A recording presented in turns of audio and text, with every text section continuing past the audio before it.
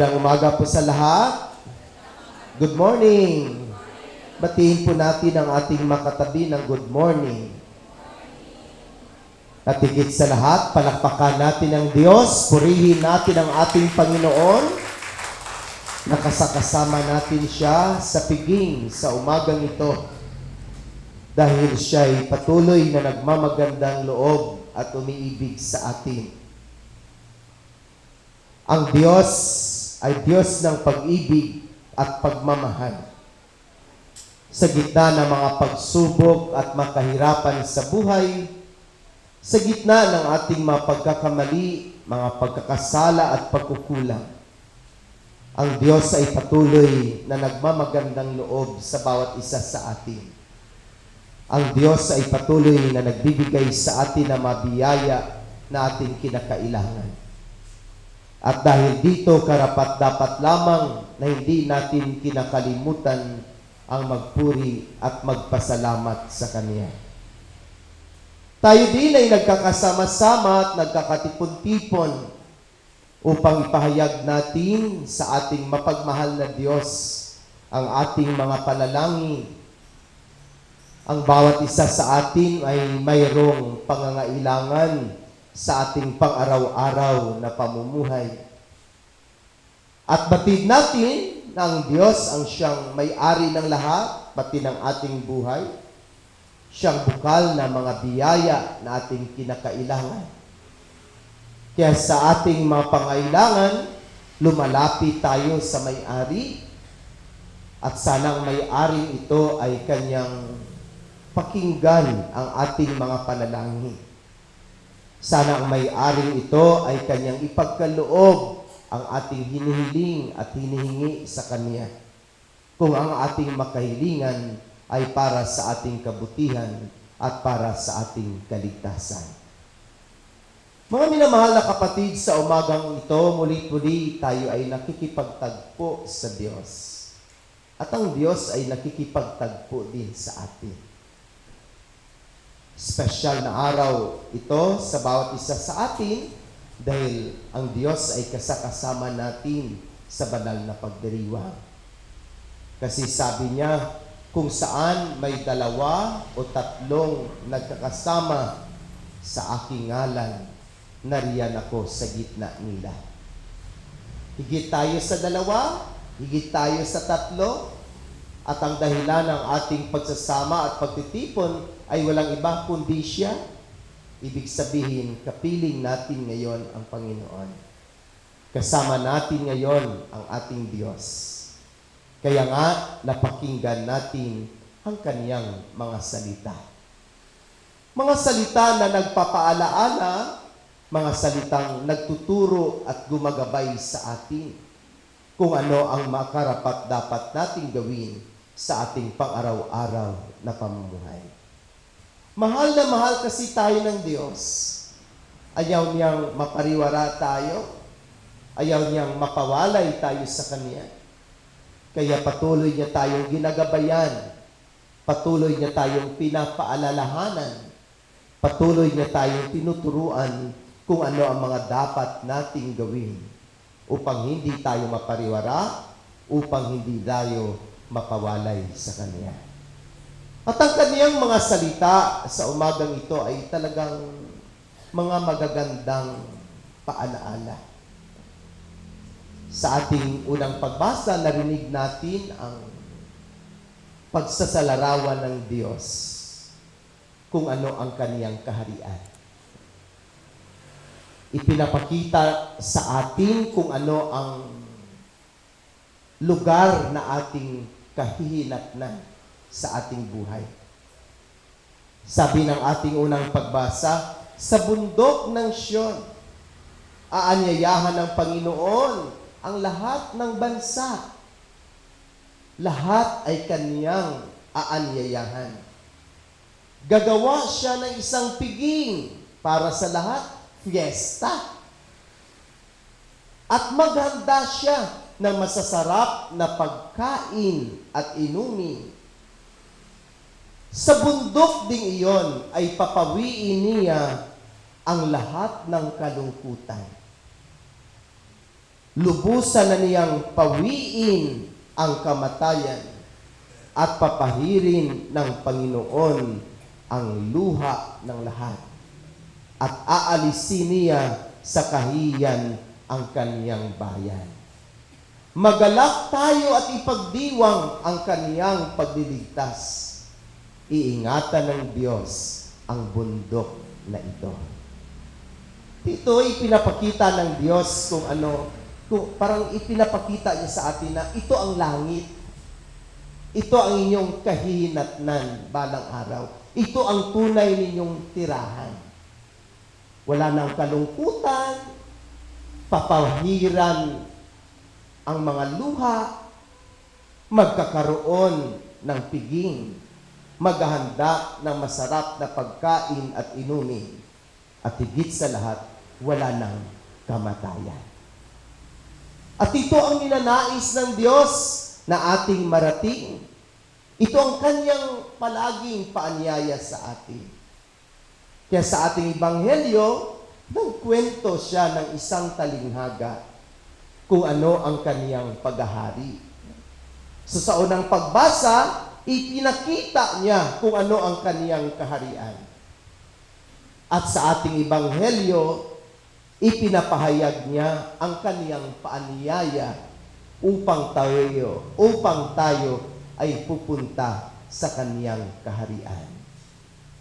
Subalit narinig natin sa ating ebanghelyo na kahit ang Diyos, kahit ang hari ay nag-aanyaya, subalit marami ang hindi tumutugon. Marami ang hindi dumadalo. Marami ang tinanggihan ang paanyaya ng Diyos. Subalit ang Diyos ay hindi nagsasawang aanyayahan tayo. Kasi nais niya, sabi ng ating unang pagbasa, ang lahat ay kaniyang aanyayahan. Ang lahat ay gusto niyang makarating doon sa kaniyang piging. Kaya ang lahat ay kaniyang inaanyayahan. Dito mga minamahal na kapatid, pinapakita sa atin na ang paghahari ng Diyos ay ino-offer para sa lahat. Para sa lahat ang kaniyang kaharian. Mapamahirap at mapamayaman, nakapag-aral man tayo o wala, o anumang estad ng buhay ang meron tayo. Ang paghahari ng Diyos ay para sa lahat. Makasalanan man tayo, nagkakamali man tayo, may pagkukulang man tayo. Subalit ang Diyos ay patuloy na nag-aanyaya sa kaniyang paghahari. Subalit, nasa atin ang katugunan. Tayo ang mag-response sa paanyaya ng Panginoon. At sa katotohanan, sa mga paanyaya ng Diyos, marami talaga ang hindi tumutugon sa kaniyang mga paanyaya. Marami tayong dahilan. Kuminsan dahilan natin ang ating mga apo, ang ating mga tindahan, ang ating magawain sa bahay, at kung ano-ano pa. Subalit ang Diyos ay patuloy at paulit-ulit pa rin na nag-aanyaya sa atin. Kung napakinggan natin na mabuti ang ating ebanghelyo, hindi lang isang beses, hindi lang 2 beses siyang nag-aanyaya, kundi maraming beses siyang nag-aanyaya. Subalit sa ating makaranasan ay maraming beses din nating tinanggihan ang mga paanyaya sa atin ng Panginoon. Subalit mga minamahal na kapatid, ang ating ebanghelyo ay nagpaalaala sa atin na darating at darating ang panahon na ang lahat ay talagang pwersahin na papasok sa bulwagan. Na ang lahat walang exempted, lahat ay talagang pipilitin na papasok sa bulwagan. Kung kailan ang araw na iyon, hindi natin alam. Basta pagdating ng araw na iyon na kung saan ang lahat ay pipilitin na pumasok sa bulwagan ng kasalan ng Diyos, siguraduhin po natin na tayo ay nakapaghanda. Siguraduhin po natin na tayo ay nakadamit pangkasalan. Kung kailan po iyan mangyayari, hindi natin alam. Kaya ang paanyaya sa atin ng ating Ebanghelyo na kailangan ay palagi tayong nakahanda sa malaking piging na inihanda sa atin ng Diyos. Kung kailan iyan, hindi po natin alam. Subalit tandaan po natin na sa ating pang-araw-araw na pamumuhay, ang Diyos ay palagi talagang nag-aanyaya sa atin. Sana bigyan natin ng halaga ang mga paanyayang ito at tugunin natin ang paanyayang ito ng ating Diyos sa ating pang-araw-araw na pamumuhay. Mga minamahal na kapatid, sa ating pagpapalago ng ating buhay pananampalataya, tayo ay pinapatikim na kung ano ang malaking piging na nag-iintay sa atin. At ang patikim sa atin ay ang banal na misa, ang banal na Eucharistia. Kaya sa ating pambungad na awit, inawit natin sa piging ng Panginoon, tayo ay nagkakatipon-tipon. Itong ating pagtitipon sa umagang ito ay isang patikim kung ano ang piging na inihanda sa atin ng Diyos. At sa banal na misang ito, lahat naman ay inanyayahan. At tingnan ninyo, ilan na ang dumalo. Salamat sa inyong pagdalo. At maswerte tayo na dumalo tayo sa paanyaya ng Diyos sa piging sa umagang ito.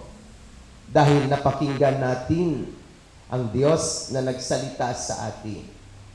At maya-maya, bubusugin tayo ng ating Diyos, ng kaniyang katawan at dugo.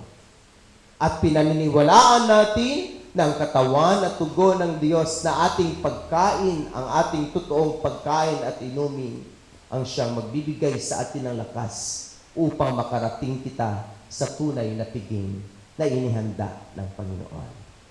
At ang katapusang paalaala sa atin ng ating Diyos na sana hindi lang tayo ang dadalo sa piging. Sana makayaya din tayo. Yayain din natin ang ating mga kapitbahay sa piging ng Diyos. Maging instrumento sana tayo ng ating mga kapitbahay, ang ating mga mahal sa buhay ay akayin natin na sila rin ay dumalo sa piging ng Panginoon. Upang balang araw, sama-sama tayong dumalo sa malaking piging na ihanda ng Diyos sa bundok ng Sion. Kung kailan po yun, hindi natin alam. Kaya kailangan palagi tayong nakahanda. Amen.